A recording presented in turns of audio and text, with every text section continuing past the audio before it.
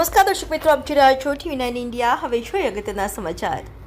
સુરતમાં મનપા દ્વારા કતારગામ મિલકતોને નોટિસ આપવાનો મામલો।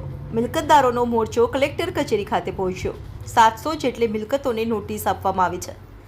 કતારગામ જૂનું પોલીસ મથકથી લઈ સિંગણપોર સુધી આવેલા મિલકતધારકોને નોટિસ આપવામાં આવી। આ મિલકતોનું ડિમોલેશન કરવામાં આવશે।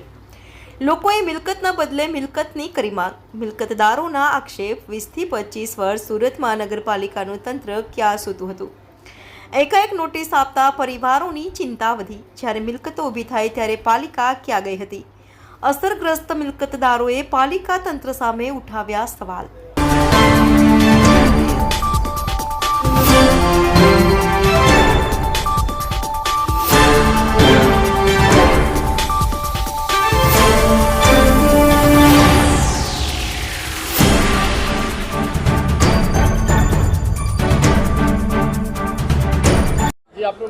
મારું નામ મનસુખભાઈ, હું નયનદીપ એપાર્ટમેન્ટમાં રહું છું। ચોથે માળે 402 નંબર છે। હું 25 વર્ષથી રહું છું, બરાબર છે। હવે આ લોકો અત્યારે ડિમોલેશનની નોટિસો આવી ગઈ છે ને આપી દીધી કે ખાલી કરો, બરાબર છે। હવે કહેવાનો મતલબ એ છે કે જે બિલ્ડરોએ એ એપાર્ટમેન્ટ બાંધ્યા તે પરમિશન તો આપી છે સાહેબોએ કે ભાઈ તમે બનાવો, એટલો રોડ છોડે। તો હવે અત્યારે રોડની સમસ્યા છે, બરાબર છે। તો અમારી માગ એ છે કે ભાઈ ફ્લેટ સામે ફ્લેટ, દુકાન સામે દુકાન, ગરીબ માણસોને કોઈ હેરાન ન થાય। અત્યારે કે ધંધા બધા બેરોજગાર છે, કોઈની પાસે ધંધો નથી અને અત્યારે આ ડિમોલેશનની બધી ચર્ચા હાલે છે, બરાબર છે।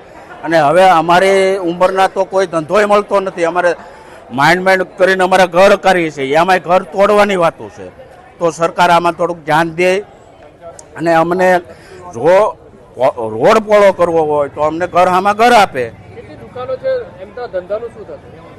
90 દુકાન છે, આપણે 16 એપાર્ટમેન્ટ છે ને, 16 એપાર્ટમેન્ટ છે। હવે એમાં બધાના એક એક ફ્લેટ વયા જાય છે, બરાબર છે।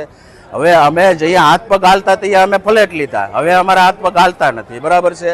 તો હવે તોડી નાખવાના છે, તો અમારે જવું ક્યાં? હવે તો અમારે સરકારને એ જ વિનંતી છે કે અમને ફ્લેટ આમાં ફ્લેટ આપે, બરાબર છે। અમારે એ જ માગ છે, કા વળતર આપે કા ફ્લેટ આપે, બરાબર છે।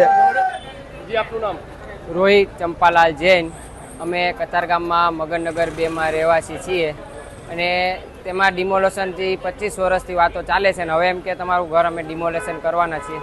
બધા નાના માણસો રહે છે, 700-800 પરિવાર છે, બધા રોજ લાવીને રોજ કામે એવા છે અને કોઈ એપાર્ટમેન્ટ સારા છે અને કોઈ જરૂર પણ નથી। એ રસ્તો આગળથી બ્લોક છે।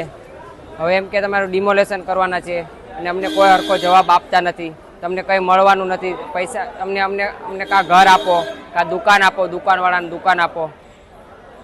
કેટલા ઘરો છે અને શું અસર થશે? હવે 700 થી 800 ઘરો છે અને કોઈને આગળ પાછળ કોઈને કંઈ છે નહીં। રૂમ રસોડું છે, 2 રૂમ રસોડા છે, રોજ કામે બાયો સિલાઈનું કામ કરે છે। દુકાનો છે કે દુકાનો બીજા? દુકાનો 60 દુકાનો છે, 16 એપાર્ટમેન્ટ છે અને બધા જૂના એપાર્ટમેન્ટ છે। અને જ્યારે બાંધ્યું હતું ત્યારે ક્યાં ગઈ હતી સરકાર? બાંધ્યું ત્યારે પણ લોકોએ